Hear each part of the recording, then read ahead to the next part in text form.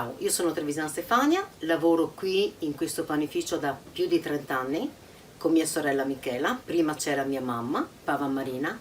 Siamo una rivendita ormai storica a Venezia, in Campo San Tomà. Siamo qui da tanti anni, siamo un punto di riferimento per tanti veneziani, soprattutto gli anziani, e quindi siamo una realtà tangibile. Prima c'era mio papà, che era fornaio, il nonno, quindi il papà di mio papà era fornaio, quindi sono 3 generazioni qui in Campo San Tomà. Io e mia sorella ci alziamo da più di 30 anni alle 4 del mattino. Alle 5 e mezza siamo in negozio, tra le 5 e mezza e le 6 e mezza arrivano tutte le forniture dei pani. Poi il nostro lavoro continua nel servire alla gente, di far qualche risata con il cliente. Insomma, la nostra mattina vola fortunatamente grazie a voi, perché è tutto un via vai. Mi piace il mio lavoro, mi sento a casa, mi piace stare a contatto con il mio cliente.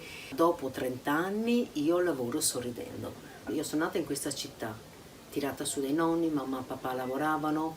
Adesso che sono adulta, il mio rapporto con Venezia cambia e vivo la Venezia di ogni giorno alle 5 del mattino, e si ritrova a Venezia ogni volta che un cliente, che magari è cliente da 30 e 40 anni, viene, ti saluta, ti sorride, e quindi trovi la vera Venezia, starsi vicino, il vicinato, ridere, scherzare, e quindi questo è quello che mi tiene adesso legata a Venezia. Io mi auguro che venga continuata la tradizione del pane fresco da chi ama questo lavoro. Tanto per alcuni anni ci saremo sempre io e Michela. Vi desse fastidio ve la fate passare, perché ci saremo ancora noi.